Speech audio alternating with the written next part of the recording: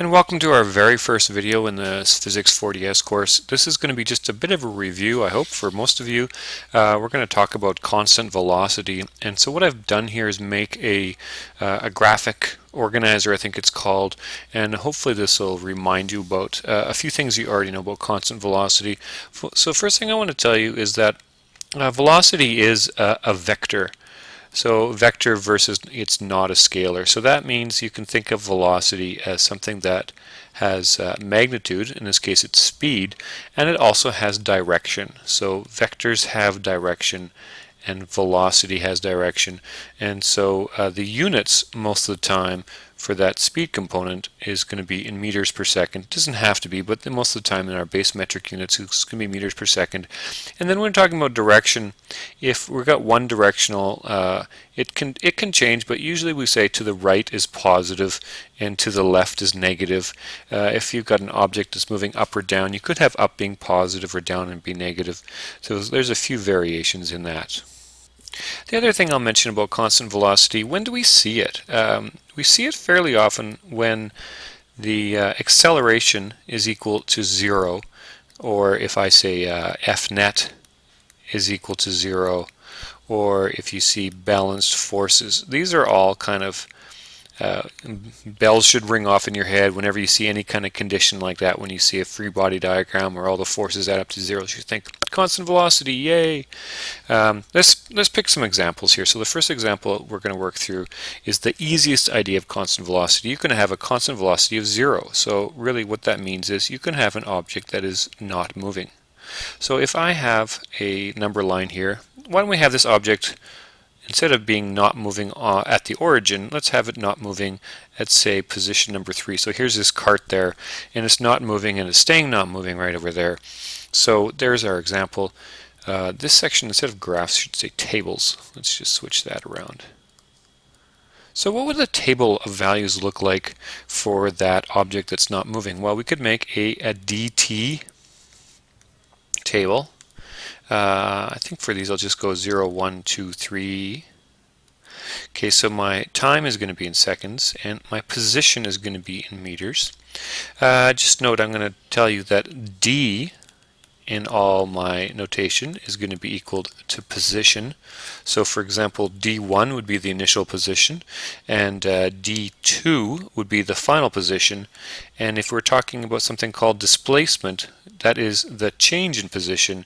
The change in position, delta d, displacement, is equal to the final position minus the initial position. So this is sort of a definition from earlier on about what is displacement.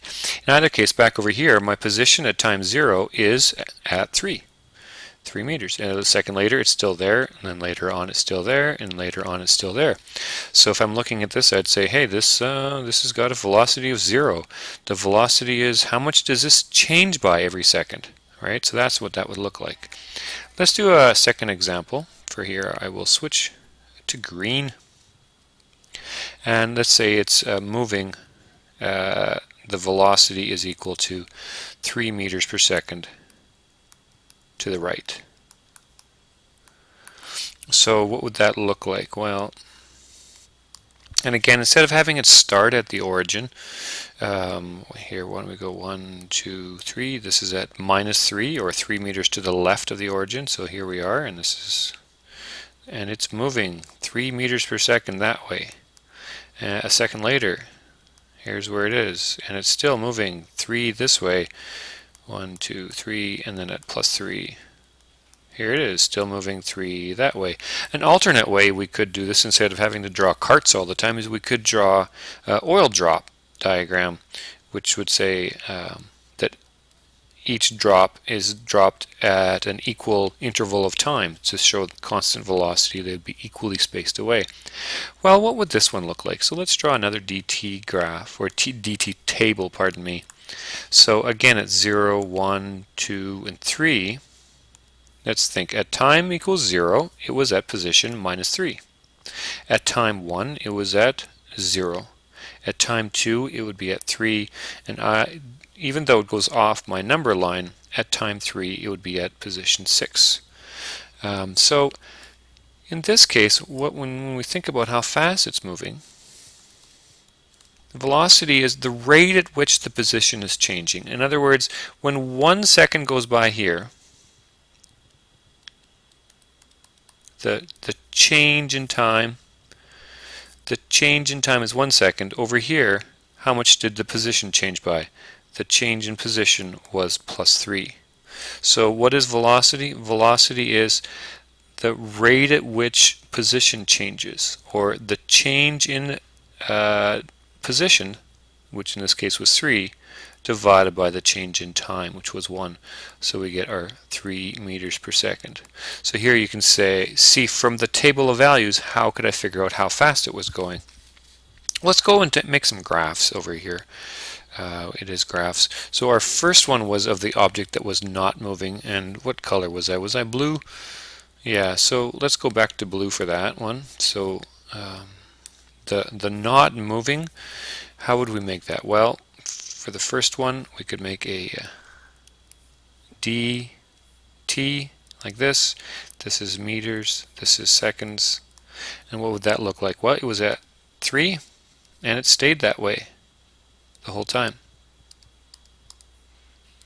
This is what it would look like. It would be pretty straightforward. For our second one, which was in green, if we take that same table of values and we try to make a position for it, well, first of all, I'm going to have to draw this slightly different, because the position here, d, which is in meters, does start at -3. And then we had 0, and then we had +3. In fact, we went all the way up to +6, didn't we? And so now our object at time equals 0 was at -3, and then was at 0, and then was at 3, and then was at 6.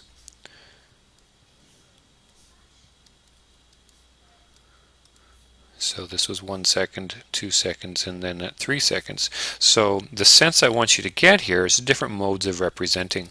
So here would be an example of a diagram kind of showing you the picture of it moving. Here would be a table of values, and here is a graph of the same one. Now our table of values, instead of just doing a position time graph, we could also be doing a velocity time graph.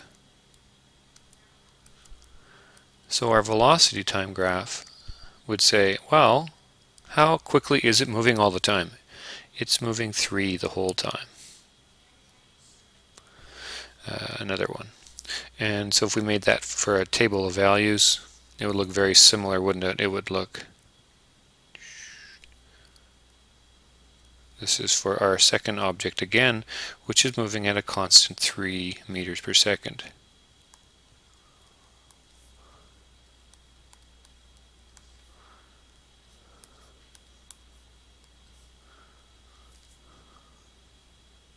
Like that.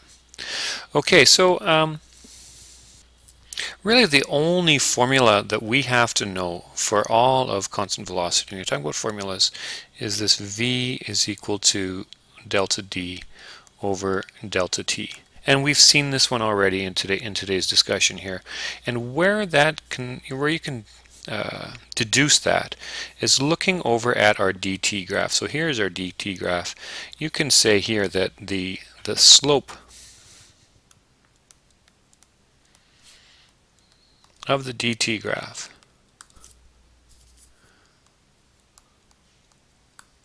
is equal to the velocity. That's really where this formula comes from. So if we pick 2 points here, let's say from between here, and we're going to figure out the slope. Well, this side of the triangle would be the rise, or the change in d, and that's where the delta d comes from. So slope is equal to the rise over the run, and the rise is the same thing as the change in position, that delta d, and the run part is the delta t. So that's where this formula v is equal to delta d over delta t. So when you look at that formula, you can think that is rise over run. That's where the velocity comes from. The other one I want you to take a look at is if we look at this second formula here, and we say, if we're to find the area under this line here, of this nice highlighted yellow piece here, this area